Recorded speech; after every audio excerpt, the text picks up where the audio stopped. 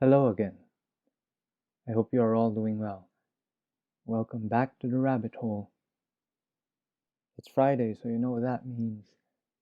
Another edition of Friday Features. Adeline Virginia Woolf, or commonly known as Virginia Woolf, was born on the 25th of January 1882 and lived until the 28th of March 1941. She was an English writer, born into an affluent household in South Kensington, London. The girls in her household of 8 mixed siblings were homeschooled in English classics and Victorian literature. She is a pioneer in the use of stream of consciousness as a narrative device, and is considered one of the most important modernist 20th century authors. During the interwar period, Woolf was an important part of London's literary and artistic society. In 1915 she published her first novel, The Voyage Out, through her half-brother's publishing house, Gerald Duckworth and Company. Woolf became one of the central subjects of the 1970s movement of feminist criticism, and her works have since garnered much attention and widespread commentary for inspiring feminism. She is also known for her essays, including A Room of One's Own in 1929, in which she wrote the much-quoted dictum, "A woman must have money and a room of her own if she is to write fiction." Again, much of the information here I found online, so I am sure you'll know more about her, and I encourage you to do so. Her life was a pretty interesting one, and so are her other works, even works about her. Now, let's go to the story. Sit back, relax, and let go.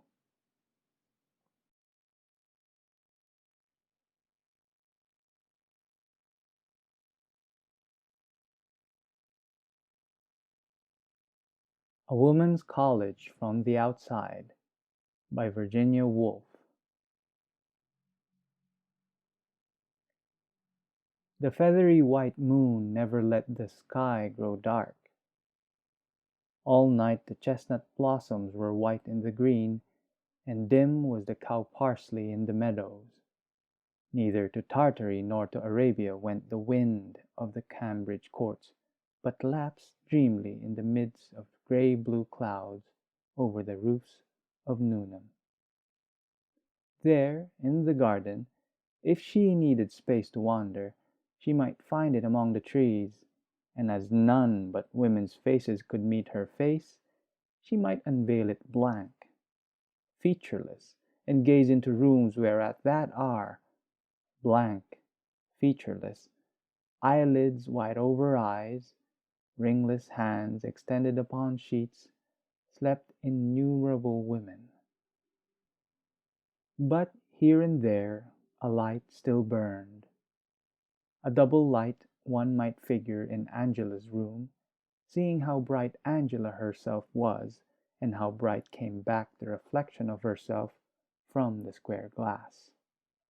The whole of her was perfectly delineated, perhaps the soul, for the glass held up an untrembling image, white and gold, red slippers, pale hair with blue stones in it, and never a ripple or shadow to break the smooth kiss of Angela and her reflection in the glass, as if she were glad to be Angela.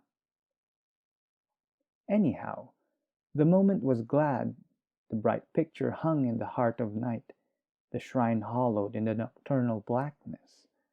Strange indeed to have this visible proof of the rightness of things, this lily floating flawless upon time's pool, fearless, as if this were sufficient, this reflection, which meditation she betrayed by turning, and the mirror held nothing at all, or only the brass bedstead, and she, running here and there, patting and darting, became like a woman in a house, and changed again, pursing her lips over a black book, and marking with her finger what surely could not be a firm grasp of the science of economics.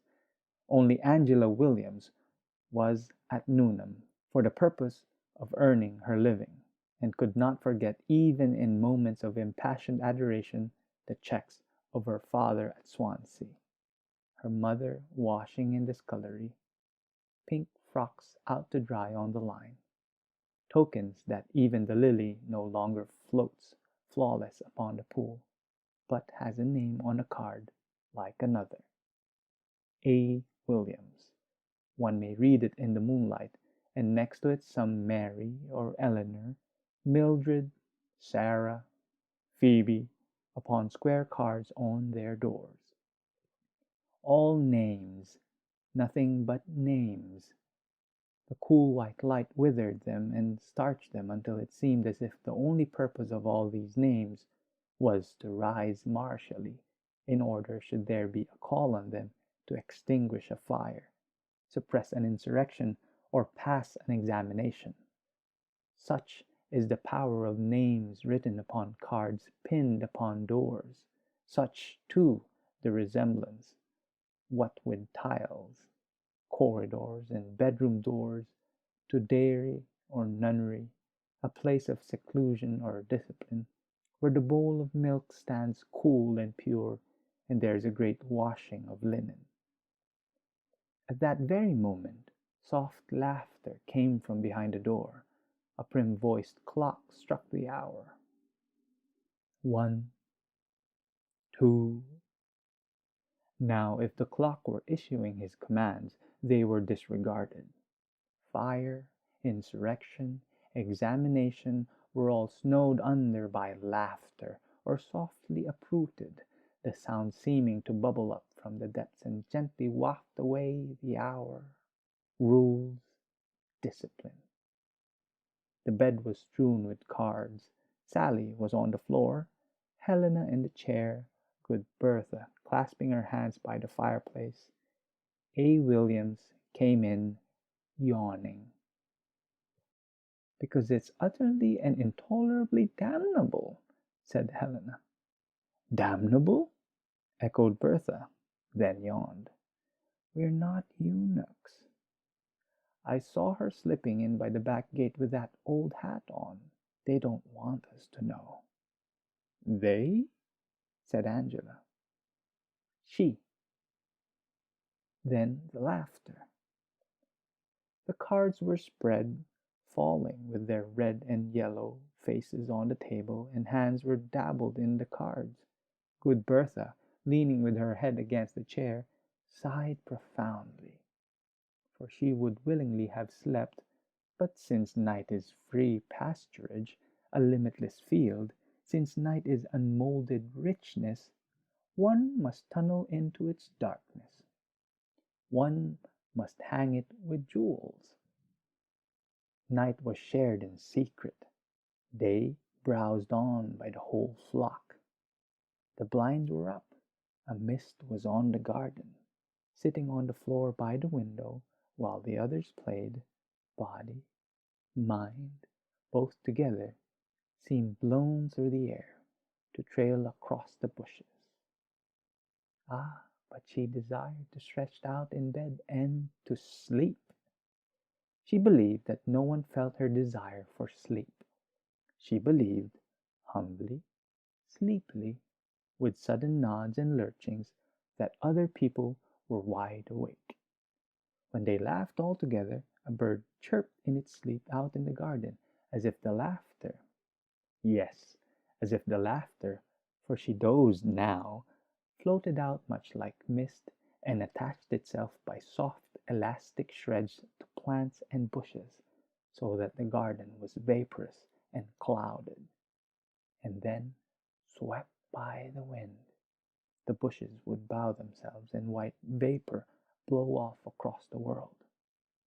From all the rooms where women slept, this vapor issued, attaching itself to shrubs like mist, and then blew freely out into the open. Elderly women slept, who who would, on waking, immediately clasp the ivory rod of office.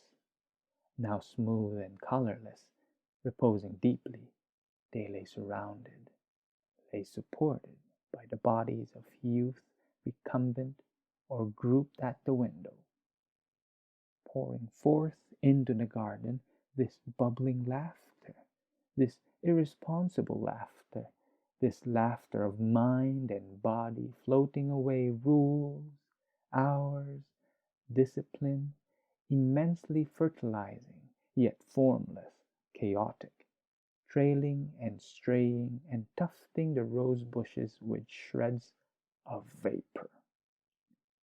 Ah, breathed Angela, standing at the window in her nightgown.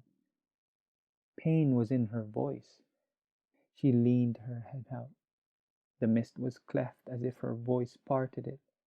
She had been talking, while the others played, to Alice Avery about Bamborough Castle, the colour of the sands at evening, upon which Alice said she would write and settle the day. And August, and stooping, kissed her, at least touched her head with her hand, and Angela, positively unable to sit still, like one possessed of a wind-lashed sea in her heart, roamed up and down the room, the witness of such a scene, throwing her arms out to relieve this excitement, this astonishment at the incredible stooping of the miraculous tree with the golden fruit at its summit. Hadn't it dropped into her arms? She held it glowing to her breast, a thing not to be touched, thought of, or spoken about, but left to glow there. And then, slowly putting there her stockings, there her slippers, folding her petticoat neatly on top, Angela, her other name being Williams, realized, how could she express it, that after the dark journey of myriad ages, here was light at the end of the tunnel. Life, the world.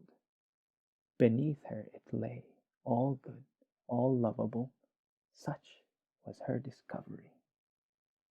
Indeed, how could one then feel surprise if, lying in bed, she could not close her eyes? Something irresistibly unclosed them. If in the shallow darkness chair and chest of drawers looked stately, and the looking-glass precious with its ashen hint of day, sucking her thumb like a child, her age 19 last November, she lay in this good world, this new world, this world at the end of the tunnel, until a desire to see it or forestall it drove her, tossing her blankets, to guide herself to the window, and there, looking out upon the garden, where the mist lay, all the windows open, one fiery bluish, something murmuring in the distance, the world, of course, and the morning coming. Oh, she cried, as if in pain.